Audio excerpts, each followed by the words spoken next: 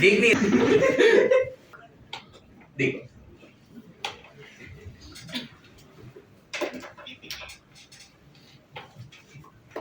ये समझ गया ना, इक्विवेलेंट ऑफ NaOH किससे इक्वल हो गया, इक्विवेलेंट ऑफ H2SO4 को, बट नंबर ऑफ मोल्स दोनों का इक्वल नहीं है, बराबर। तो मतलब रिएक्शन पे डिपेंड हो गया ना, नेचर ऑफ रिएक्शन पे डिपेंड कर रहा है कि इक्वल होगा या नहीं होगा number of moles, but number of equivalent will be always same. Suppose अगर मैं ऐसा बोलता हूं, one more reaction, that NaOH it reacts with H3PO4. You remember H3PO4 phosphoric acid? If nothing is specified, तो उस केस में H3PO4 is a tribasis, H3PO3 is dibasis and H3PO2 is monobasis. याद नहीं है तुमको? H3PO4 का basicity 3 होता है, H3PO4 का 3 है, H3PO3 का 2 है, H3PO2 का 1 है। मान लो रिएक्शन ऐसा हुआ कि NaOH plus H3PO4 में मुझे मिला Na3PO4 along with 3 molecules of water. For the balancing purpose, it is multiplied by 3. So they are in the ratio of 3:1.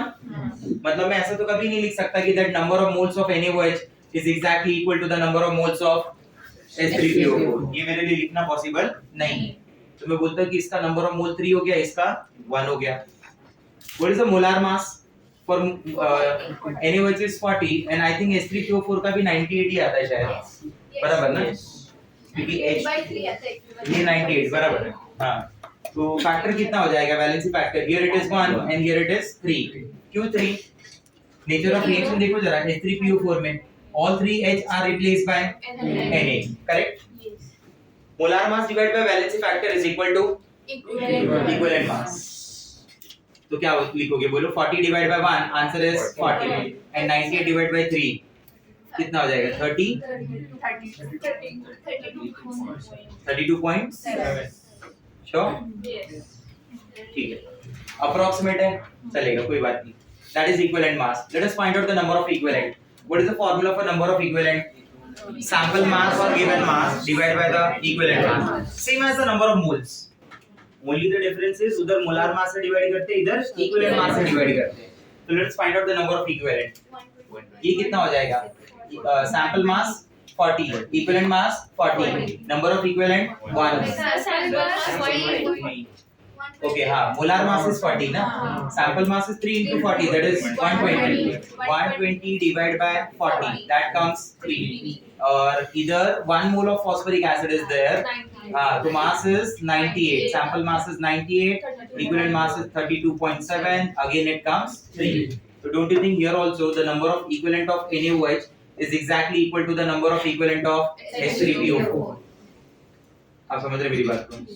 सामने में जो दूसरा भी लूंगा ना, जैसे Na3PO4 हो गया, तो उसका भी नंबर ऑफ इक्विवेलेंट इतना ही आएगा, वो भी 3 इक्विवेलेंट ही बनेगा। चेक कर लेते हैं, Na3PO4 है, ठीक है, जो भी कुछ होगा उसका मोलार मास में x मान लेता हूँ, क्या मान लेता हूँ, x। उसका नंबर ऑफ मोल्स में क्या मान लेता हूँ, 1। फैक्टर में क्या मानूंगा, 3। पूछो कैसे? सॉल्ट है ये, बराबर। सॉल्ट में क्या फैक्टर बताया था, हाँ, चार्ज। तो PO4 के ऊपर का चार्ज क्या है, -3। Na plus is how many times, 3 times, तो 3 हो गया ना फैक्टर, ठीक है। इक्विवेलेंट मास क्या हो गया, whatever is the molar mass divide by 3। x is molar mass, तो x by 3। Number of equivalent क्या आएगा, जो भी इसका मास होगा, अभी जो भी मास है वो तो 1 मोल का ही मास है, तो अगर आपने मोलार मास x माना है तो अभी तो 1 ही मोल का मास है ना, तो इसका सैंपल मास भी क्या हुआ, x। तो मैं लिख दूंगा x divide by equivalent mass क्या है, x by 3। What is x, x by 3, 3। मतलब प्रोडक्ट भी 3 इक्विवेलेंट ही बना। नहीं समझा? तो एक अज्यूम करते हैं हाइपोथेटिकल रिएक्शन। हाइपोथेटिकल रिएक्शन ऐसी है, a plus b give you c plus d। एक स्टेटमेंट बोल रहा हूँ, एक पॉइंट बोल रहा हूँ, सही लगे तो हाँ बोल देना, ठीक है, गलत लगे तो कुछ मत बोलना। One equivalent of A reacts with one equivalent of B to give you one equivalent of C and one equivalent of D। yes। क्या लगता है, ट्रू है? इसी पे एक और स्टेटमेंट बोलता हूँ, 1 mole of A reacts with 1 mole of B to give you 1 mole of C and D। No। हाँ, वो भी तो सकता है ना भाई। NaOH plus HCl give NaCl plus water, 1 1 1 1। may or may not, मतलब ये पॉसिबिलिटी होती है। That totally depend on the nature of reaction. Stoichiometric coefficient should be known। वो नहीं पता है तो फिर नहीं बोल सकते अपन। बट ये तो सही है ना, that is a law of equivalence, that is a law of equivalence where we say one equivalent of compound, one equivalent of substance A or one equivalent of element A reacts with one equivalent of element B to produce one equivalent of element C and one equivalent of element D. आप समझे मेरी बात को, law of equivalence क्या बोलना चाहता है? हाँ है ना? चलो एक मैं क्वेश्चन बोलता हूँ, A reacts with B, A reacts with B, बराबर? तो आप ये आइडेंटिफाई कर सकते हो how many mole of A will react with how many mole of B? मुझे नहीं पता what is A, what is B. Nature of reaction is also known, not known to us. मुझे A और B पता ही नहीं है, तो मुझे नहीं पता कि उनका रेशियो सेम होगा या नहीं होगा, या क्या होगा, हाँ या ना?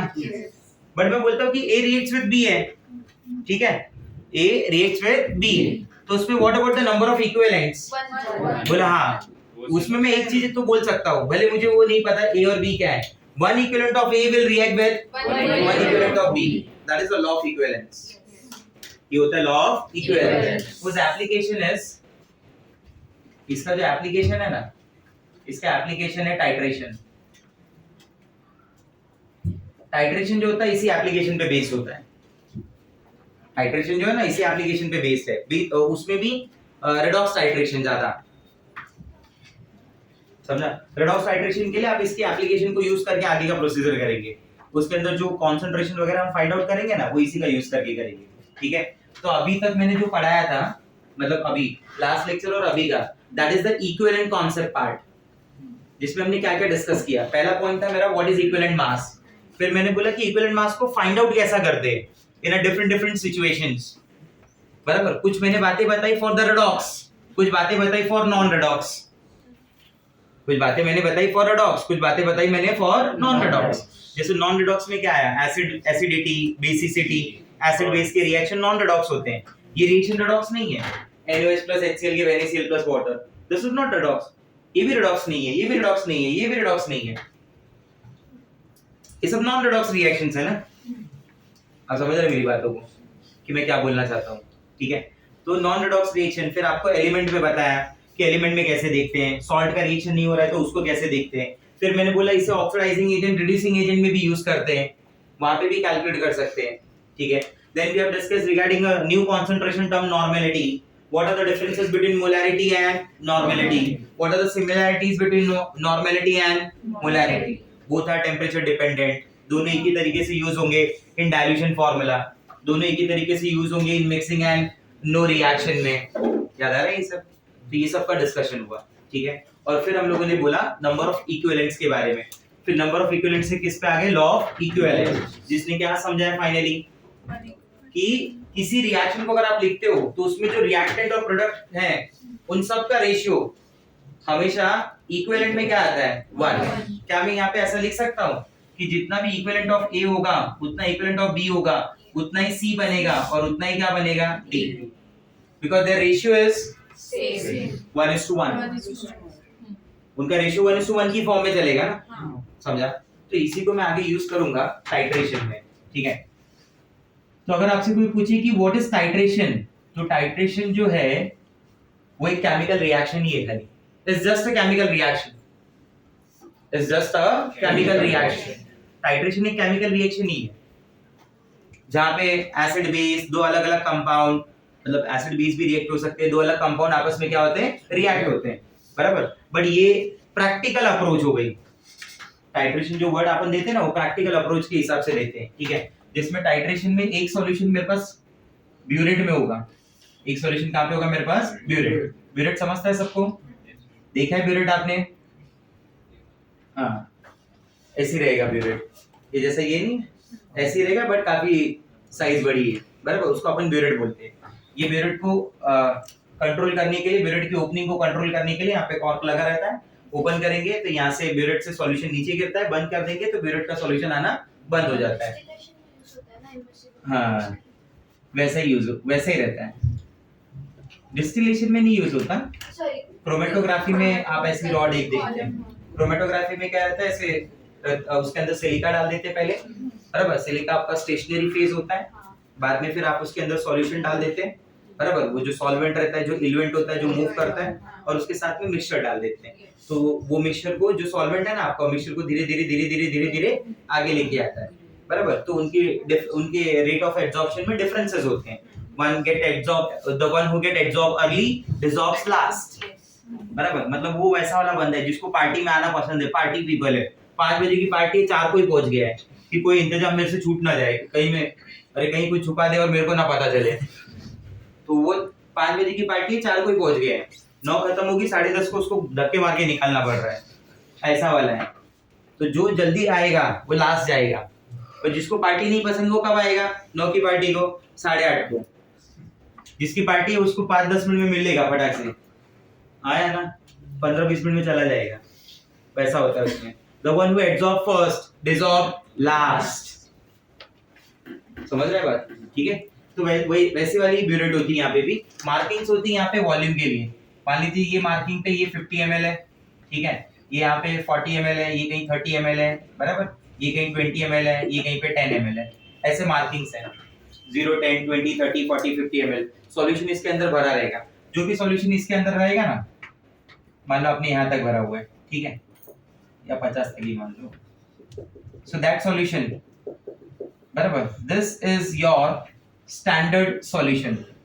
ये सॉल्यूशन जो होता है ना, इसको अपन स्टैंडर्ड सॉल्यूशन बोलते हैं। स्टैंडर्ड सॉल्यूशन का मतलब क्या हुआ, what is standard solution? Standard solution is basically that solution whose concentration is already known to us, whose concentration is known to us, जिसका कॉन्सेंट्रेशन मुझे ऑलरेडी पता है कि ये इतना मोलार है, ये इतना नॉर्मल है, मैंने खुद से ही प्रिपेयर किया है 1 मोलार सॉल्यूशन और उसके अंदर डाल दिया है, तो मुझे उसका सॉल्यूशन का कॉन्सेंट्रेशन ऑलरेडी पता है। जिस सॉल्यूशन का कॉन्सेंट्रेशन आपको पता होगा उस सॉल्यूशन को अपन बोलेंगे स्टैंडर्ड सॉल्यूशन, बराबर। And that solution will be used as a titrant, that solution will be used as a titrant, बराबर। वो मैं ब्यूरेट के अंदर डाल दूंगा, ठीक है, जिसका कॉन्सेंट्रेशन मुझे पता हो। जो पता होगा वो कहाँ पे आएगा, ब्यूरेट। इसका नाम क्या है, हाँ, नहीं तो मेन चीज तो वही है, ये पता होना चाहिए। टाइट्रेशन में करते क्या है बेसिकली, मैंने ऐसे तो बोल दिया is just a chemical reaction, but titration में करते क्या है, टाइट्रेशन में किसी एक जो अननोन सॉल्यूशन है जिसका कॉन्सेंट्रेशन नहीं पता है, मान लीजिए this are the two different types of solutions we have. एक का सॉल्यूशन आप कॉन्सेंट्रेशन पता है, दूसरे का नहीं पता है, बराबर। तो टाइट्रेशन की हेल्प से मैं दूसरे का कॉन्सेंट्रेशन ढूंढ सकता हूँ, अगर उन दोनों की आपस में रिएक्शन है तो। Mixing and reaction, no reaction होगा तो नहीं ढूंढ पाऊंगा ना, बराबर। तो मुझे अलग मेथड यूज करना पड़ेगा, उसके लिए मुझे टाइट्रेशन की जरूरत नहीं है। M1V1 + M2V2 divide by V total, तो मैं उससे ढूंढ लूंगा। अगर रिएक्ट कर रहे हैं तो मैं किसकी हेल्प लूंगा, टाइट्रेशन की। मैंने जो सॉल्यूशन का कॉन्सेंट्रेशन नोन था उसको ब्यूरेट में डाल दिया, दूसरे वाले का सॉल्यूशन का कॉन्सेंट्रेशन मुझे नोन नहीं है, मैं इसे फ्लास्क में लूंगा। कहाँ पे लूंगा, फ्लास्क। फ्लास्क में जब लेंगे तो उसे एनालिट भी बोलते हैं। फ्लास्क में जो सॉल्यूशन होता है ना उसे एनालिट भी बोलते हैं, बराबर। ये कौन सा वाला सॉल्यूशन हुआ, अननोन कॉन्सेंट्रेशन। कितना ml लिया है वो आपको पता है, आया समझ में। तो जैसे अब मुझे क्या क्या पता चल गया, देखो अब मैं यहाँ से क्या करूंगा ना, प्रोसेस स्टार्ट करूंगा। प्रोसेस में क्या होता है कि आपको ड्रॉप बाय ड्रॉप ये जो ब्यूरेट का सॉल्यूशन है उसको फ्लास्क के सॉल्यूशन में ऐड करना है। ब्यूरेट के सॉल्यूशन को क्या करना है, फ्लास्क के सॉल्यूशन में ऐड करना है, ठीक है। फिर एक ऐसा पॉइंट आएगा कि यहाँ पे रखा हुआ पूरा का पूरा सॉल्यूशन इसके सॉल्यूशन से रिएक्ट हो जाएगा। एंड जब ये पॉइंट आ गया ना, तो that point is called and point, end of the chemical reaction. That point is basically the end point, बराबर। मान लो इसके अंदर HCl है, इसके अंदर NaOH है। HCl का concentration is known to us, NaOH का कॉन्सेंट्रेशन नहीं पता है। आपने एक सर्टेन वॉल्यूम का NaOH ले लिया तो आपको वॉल्यूम पता चल गया इसका, बराबर। इसका कॉन्सेंट्रेशन पता है आपको, हाँ, ठीक है। अब देखते जाओ, मैं इसका कॉन्सेंट्रेशन निकालना चाहता हूँ। एक सर्टेन वॉल्यूम आपने ऐड किया, बराबर। मान लो आपने 50 पे रखा, 50 था, 30 बचा, तो कितना वॉल्यूम आपने ऐड कर दिया, 20। तो इसका वॉल्यूम पता चल गया, कितना हो गया, M1 पता है, V1 पता है, V2 पता है, बोलो हाँ या ना। तो इसका जो कॉन्सेंट्रेशन है ना मैं निकाल सकता हूँ। आया समझ में? नहीं ये फॉर्मूला नहीं लगता यहाँ पे M1V1 equal to M2V2। जब ये फॉर्मूला बताया था मैंने तो मैंने उसके लिख के दिया था मिक्सिंग एंड नो रिएक्शन, वो डाइल्यूशन का फॉर्मूला है M1V1 equal to M2। This is mixing and reaction, ठीक है। तो यहाँ पे फॉर्मूला थोड़ा चेंज हो जाता है, बट आप समझे मैं बोलना चाहता हूँ कि इसका M पता है, B पता है, इसका भी B पता है, तो मैं इसका M निकाल सकता हूँ। ये यही एप्लीकेशन है, वो टाइट्रेशन में वही एप्लीकेशन है, समझा। बट सर ये कैसे मालूम पड़ेगा कि रिएक्शन कंप्लीट हो गई? वो पता चलेगा मुझे एंड पॉइंट पे, किस पे? एंड पॉइंट, बराबर। And that and point is indicated by, इसे इंडिकेट करने के लिए हम लोग बाहर का सब्सटेंस का हेल्प लेते हैं, बराबर। ऑक्सिलरी बोलते हैं उसे, auxiliary substances, we call them indicators, we call them indicators। when you add certain drops of indicator in the solution तो ये उसके ना कलर को चेंज कर देता है। बेसिकली इंडिकेटर कलर चेंज का काम करता है। मान लो जब आपने वो ड्रॉप ऐड किया तो ये सॉल्यूशन हो गया पिंक कलर, क्या हो गया? Pink colour. जब एंड पॉइंट आएगा ना तो that pink colour changes to colourless, that pink colour changes to colourless, बराबर। मान लो आपने ऐड किया ऑरेंज कलर डेवलप हो गया, बराबर। ये आपने ऐड किया तो कलरलेस था, बट जब रिएक्शन कंप्लीट हुई तो कलरलेस क्या बन गया? पिंक। तो ऐसा कलर चेंज आपको इंडिकेट करेगा कि रिएक्शन में क्या आ गया? And point. वो समझ जाएगा मुझे, बराबर।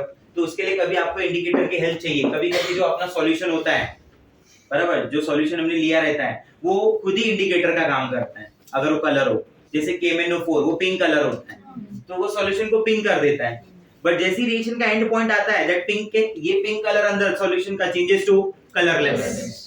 ये पूरा कलरलेस हो गया, मतलब रिएक्शन कंप्लीट हो गया। अगर वॉल्यूम अब 50 का 35 हो गया, मतलब कितना वॉल्यूम यूज हुआ? 15। कंसंट्रेशन ऑलरेडी पता था, इसका वॉल्यूम आपने कितना लिया मान लो वो भी पता है आपको, आपने 10 ml पिपेट आउट किया था, तो इसका कंसंट्रेशन में निकाल सकता हूं। मतलब दो नेसेसरी चीजें हैं मेरे पास पूरे क्वेश्चन को सॉल्व करने के लिए, दोनों का वॉल्यूम पता हो, बराबर, और एक का कंसंट्रेशन। या तो दोनों का कंसंट्रेशन पता हो और एक का वॉल्यूम। दो अननोन हो गए तो नहीं कर पाएंगे। आपने बोला दोनों का concentration is known but volume unknown है, तो नहीं पॉसिबल। आप समझे मेरी बात? तो ऐसा डेटा दिया हुआ रहेगा, समझा? एंड पॉइंट का मतलब क्या हुआ? एंड पॉइंट कौन इंडिकेट करेगा? इंडिकेटर्स। इंडिकेटर्स क्या शो करता है? Colour change. कलर चेंज से क्या समझेगा कि रिएक्शन कंप्लीट हो गया। कलर चेंज क्या समझाएगा? रिएक्शन कंप्लीट हो गया। अब मैं एक फाइनल पॉइंट बोल रहा हूं, एट एंड पॉइंट और at equivalence point, once the reaction gets completed, once the reaction gets completed, the number of mole of acid is exactly equal to the number of moles of base in the reaction। नहीं, equivalent moles equal हो नहीं हो पता नहीं है, तो लेकिन मैं ऐसा तो बोल सकता हूँ ना कि number of equivalent of acid is exactly equal to the number of equivalent of base. आ गया उसके एप्लीकेशन। तो मैं ऐसा लिखूं equivalent of acid is equal to equivalent of base. जरूरी थोड़ी वो एसिड बेस ही होंगे, वो कुछ भी हो सकते हैं। They can be oxidising agent and reducing agent. इसमें ऑक्सीडाइजिंग है, इसमें रिड्यूसिंग है, दोनों की रिएक्शन है आपस में। सर ये दोनों तो रिएक्ट ही नहीं करते, तो ये क्यों करना है? तब तो अपने पास नॉर्मल ही है ना, मिक्सिंग एंड नो रिएक्शन, उससे सॉल्व कर देना है। समझा मेरा बात? तो क्वेश्चन में ये वर्ड मैटर करेगा कि whether they react or not। समझा? अगर वो बोल रहे रिएक्ट ही नहीं कर रहे तो इतना सब मतलब ही नहीं हुआ ना। आप समझे मेरी बात? तो मैं ऐसा लिख दूं equivalent of 1 is equal to equivalent of 2। बोलो क्या बोलते हो? हाँ या ना? What is the formula for normality? No not that one, उसका जो ओरिजिनल फॉर्म है, ये तो उसका डुप्लीकेट फॉर्म है। Number of equivalent upon volume of solution in litre. What is the formula for normality? Number of equivalent upon volume of solution in liter. What is the formula for molarity? Number of moles upon volume of solution in liter. तो मैं E को क्या लिख सकता हूँ? N into V। जैसे मैं number of moles को क्या लिखता था? M into V ना। वैसे मैं E को क्या लिख सकता हूँ? N into V। तो E1 equal to E2 की जगह मैं इसको ऐसे भी लिख सकता हूँ, N1 V1 equal to N2 V2। मतलब डाइल्यूशन का फॉर्मूला इधर भी चल रहा है, but M1 V1 equal to M2 V2 नहीं है। वो नहीं है। N1 की जगह मैं क्या लिख सकता हूँ? What is normality? एक और फॉर्मूला पता है मुझे, normality is equal to molarity into n factor, valency factor. ये तो अभी लास्ट क्लास में डिस्कस हुआ था, पहले भी बताया। तो instead of writing that, can I right it like this, m1 vf1 v1 is equal to m2 vf2 v2? What do you guys say, yes or no? What is molarity into volume? What is molarity into volume? Number of moles. So instead of writing m1 v1, shall I write there n1? Yes. Shall I write n2? Yes. So what is this? n1 vf1 equal to n2 vf2. क्या बोलते हो? Yes. अब समझ रहे हो जो मैं बोल रहा था कि अगर एक का कंसंट्रेशन मालूम है, दूसरे का भी मालूम है, इसका वॉल्यूम पता चल गया ब्यूरेट में, तो V2 आ जाएगा। Yes. अगर इसका V2 मालूम है, मैं तुमको चलो ऐसे टास्क देता हूँ, one normal A substance is taken in a burette, ठीक है, up to 50 ml, 50 ml burette में लिया है, और फ्लास्क में 10 ml B लिया है, ठीक है, और यहाँ पे 15 ml टाइट्रेट करने के लिए गया, कितना ml? 15। तो तुम मुझे N2 बता सकते हो दूसरे का हाँ। कितना?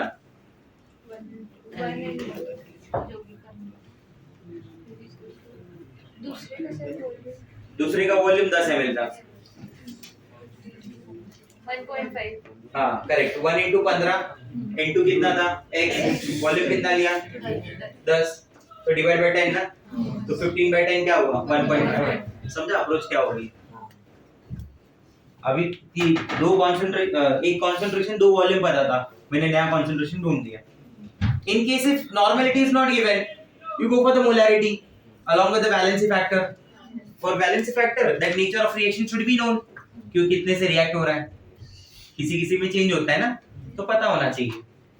अब समझे मेरी बात को कि मैं यहाँ पे क्या बोलना चाहता हूँ? कैसे मैंने बोल दिया n1 vf1 is equal to n2 vf2, समझा नहीं समझा? क्लियर हो रहा है बात? ठीक है, तो इस तरीके से अपन टाइट्रेशन में अप्रोच करने वाले हैं। टाइप ऑफ टाइट्रेशन के बारे में बात करेंगे ना, तो देयर आर टू टाइप्स। पहला वाला टाइप होता है एसिड बेस टाइट्रेशन, बराबर। इसका मेजर पार्ट जो है ना, that to be studied in ionic equilibrium. Ionic equilibrium करके एक चैप्टर है, उसके अंदर इसका मेजर पार्ट पढ़ेंगे। अभी के लिए मैं आपको थोड़ा बहुत खाली समझाऊंगा। आप एसिड बेस में से किसी एक को आप ब्यूरेट में ले सकते हैं, दूसरे को फ्लास्क में ले सकते हैं। जिसका भी कंसंट्रेशन फाइंड आउट करना है वो पुट ए फ्लास्क, जिसका कंसंट्रेशन ऑलरेडी मालूम है, स्टैंडर्ड है, वो ब्यूरेट में। समझ गए मेरी बात? ठीक है, तो मैं ऐसा बोलता हूँ एसिड बेस टाइट्रेशन में, that can be done by using strong acid and strong base, that can be done by using weak acid and strong base, that can be done by using strong acid and weak base. एक weak acid weak base भी होता है। Weak acid weak base के लिए ना, there is no suitable indicator अपने पास, ये कुछ काम का नहीं है, बराबर। स्ट्रॉन्ग एसिड स्ट्रॉन्ग बेस में you can go for methyl orange.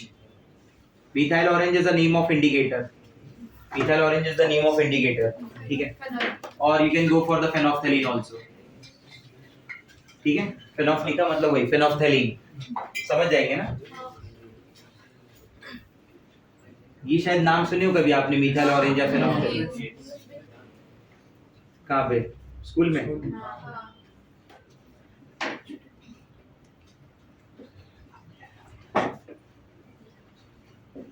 बराबर। तो कोई भी टाइट्रेशन जब होगी तो एट इक्विवेलेंस पॉइंट क्या आएगा बोलो? कोई एट इक्विवेलेंट पॉइंट अपन बोलेंगे कि नंबर ऑफ इक्विवेलेंट क्या है, उससे मुझे कोई फर्क नहीं पड़ता। नंबर ऑफ मोल्स क्या है वो मुझे नहीं पता चल रहा है, लेकिन मैं ऐसा तो बोल सकता हूँ ना कि at this stage at equivalent point that equivalent of acid is exactly equal to the equivalent of base, N1 V1 equal to N2 V2। क्या बोलते हो, सही है ना? क्या फॉर्मूला बन जाएगा? NaVA equal to where Na is what? Normality of acid, Va is volume of acid, Nb normality of base, Vb हाँ, इसी N को मैं M into Vf भी तो कर सकता हूँ। क्या बोलते हो, सही है ना? V is different, Vf is different, V and Vf both are different. V is volume, Vf is the valency factor, ठीक है। सेम फॉर्मूला समझा कैसे चेंज कर दे रहा हूं मैं? अरे बोलो हाँ या ना? ठीक है, मैं इसको ऐसे भी तो लेके जा सकता हूँ, number of moles of acid valency factor of acid, number of moles of base, valency factor of base. तो कोई भी फॉर्मूला अप्लाई कर सकता हूं मैं। तो सिंपल सा शॉर्टकट याद रखना है, VF1N1 इक्वल टू VF2N2। सिर्फ उसका वैलेंसी फैक्टर पता चल जाए, काम हो जाएगा। क्या बोलते हो, क्लियर है ना बात? चलो एक एग्जांपल लेते हैं। एग्जांपल मान लो ऐसा है कि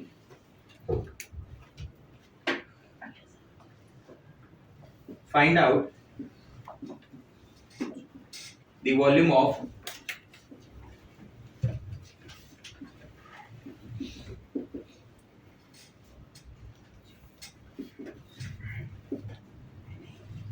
find out the volume of 0.2 molar NaOH required to neutralize number 1, इधर number 2 दे देता हूं, required to neutralize 10 ml 0.3 molar HCl, ठीक है। और इधर दे दिया है मान लो कि 20 ml 0.2 molar H2SO4, 20 ml 0.2 molar H2SO4, ठीक है। दो क्वेश्चन हो गया ना। अब इतना तो समझ जाएगा कि एसिड बेस की रिएक्शन चल रही है, ठीक है। कुछ नहीं लिखा मतलब कंप्लीट रिएक्शन मान के मैं बी के लिए सॉल्व कर रहा हूँ। तो मैं क्या बोल सकता हूँ इसमें कि इस E1 इक्वल टू E2 होगा, बराबर। उसने पूछा क्या, वॉल्यूम के हिसाब से पूछा है, तो तुम वॉल्यूम के हिसाब से फॉर्मूले में जाओ। मोलैरिटी और वॉल्यूम वाला फॉर्मूला ये बनेगा। तो मैं बोल दूं कि ये हो गया HCl वर्सेस NaOH, एक तरफ HCl एक तरफ NaOH। HCl मेरे पास क्या है, MVFV, इसका MVFV। HCl की मोलैरिटी क्या है, 0.3, HCl ना 0.3, उसका फैक्टर क्या है 1, वॉल्यूम क्या है 10, दूसरे वाले की मोलैरिटी कितनी है 0.2, फैक्टर 1 है, वॉल्यूम x है। क्या बोलते हो, सही है। 0.3 ये क्या हो जाएगा, 0.2 इधर आ जाएगा, बराबर। 0.3 into 10 upon 0.2 equal to x, 30/2, that is कितना 0.3 0.2 कैंसिल ना, 3/2 हो गया वो। 3 into 10 30, 30/2 50, दूसरा भी हो जाएगा इससे, ठीक है। कॉपी करो, आगे ट्राई करो, फिर और क्वेश्चन देता हूँ इसके बाद। Weak acid plus strong base में फेनोल्फथलीन है,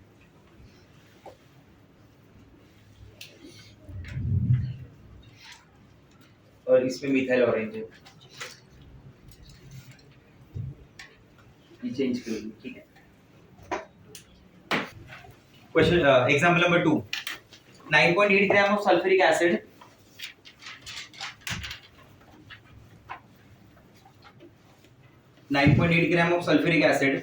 is dissolved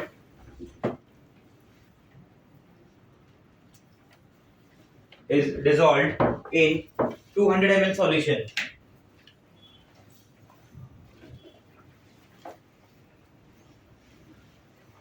.8 gram of sulfuric acid is dissolved in 200 ml solution.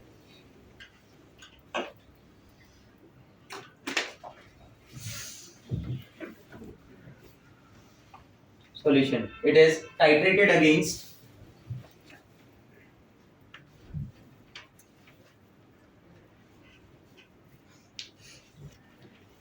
It is titrated against 0.2 molar NaOH solution. It is titrated against 0.2 molar NaOH solution. Calculate volume of NaOH required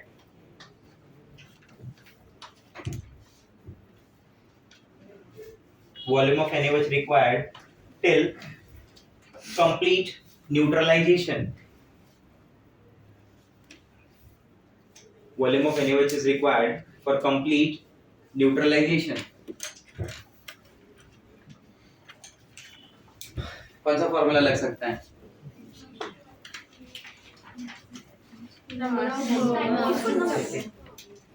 volume पूछ रहा है ना, हाँ बराबर? तो m1 vf1 v1 equal to m2 vf2 v2, but m1 नहीं है ना, हाँ उसका m1 निकाल लेंगे।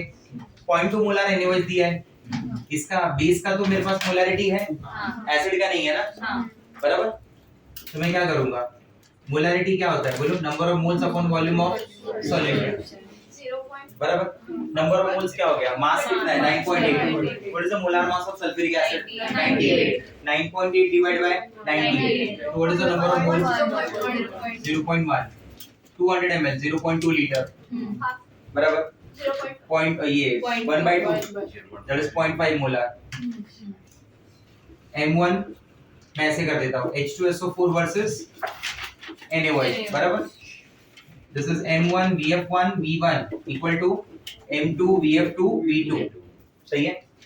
m1 कितना हो जाएगा बोलो, what is m1 0.5, factor is 2, nature of reaction उसने दिया हुआ है, मान लो उधर लिखा हुआ है, ऐसा रिएक्शन का नेचर भी दिया हुआ है, नहीं दिया होता तभी भी मैं मान लेता था कि this is Na2SO4 along with the water, okay? बराबर? 0.5 into what is the volume of that? 200 ml, आप ml में भी लिख सकते हो, आप लीटर में भी लिख सकते हो, doesn't matter। इधर m2 कितना हो जाएगा 0.2, factor is 1, volume is x, सही है? 0.5 into 2 क्या हो गया 1, 1 into 200 डिवाइड बाय 0.2, बराबर? Is equal to x, 0.2 is what, 2 into 10 raised to minus 1, 10 raised to minus 1 कितना हो गया ऊपर 2000, 200 into 10 2000 divided by 2, x is equal to 1000, either you say 1000 ml or you say 1 liter, हो गया? आया समझ में? ठीक है, सेकेंड हेडिंग डाल दें, बी रेडॉक्स टाइट्रेशन, ये ए था ना, बी है रेडॉक्स टाइट्रेशन, तो रेडॉक्स टाइट्रेशन कल के लेक्चर में करेंगे, ठीक है?